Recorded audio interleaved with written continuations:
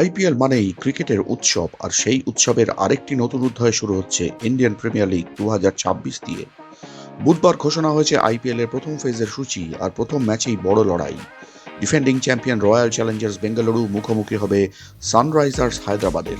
ম্যাচটা হবে 28 মার্চ বেঙ্গালুরুর এম চিন্নাস্বামী স্টেডিয়ামে। মানে টুর্নামেন্ট শুরুতেই ফাটাফাটি লড়াই। এর ঠিক পরের দিন 29 মার্চ মাঠে নামছে 5বারের চ্যাম্পিয়ন মুম্বাই ইন্ডিয়ান্স। তাদের প্রতিপক্ষ কলকাতার জনপ্রিয় দল কলকাতা নাইট রাইডার্স। এই ম্যাচ হবে মুম্বাইয়ের ঐতিহাসিক ওয়াংখেড়ে স্টেডিয়ামে। ছোট বাউন্ডারি, দ্রুত আউটফিল্ড, মানে বড় স্কোর আর হাই ভোল্টেজ ম্যাচ প্রায় নিশ্চিত। অন্যদিকে চেন্নাই সুপার কিংস তাদের অভিযান শুরু করবে রাজস্থান রয়্যালসের বিরুদ্ধে। এই ম্যাচটি হবে গৌহাটির বার্সাপাড়া স্টেডিয়ামে।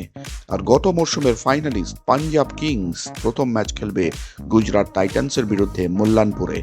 এই প্রথম ফেজে মোট ঘোষণা হয়েছে 20টি ম্যাচ, যার মধ্যে আছে 4টি ডাবল হেডার, মানে একই দিনে দুটো করে ম্যাচ। তবে কলকাতার সমর্থকদের চোখ থাকবে একটাই জায়গায়, কেমন শুরু করে কেকেআর।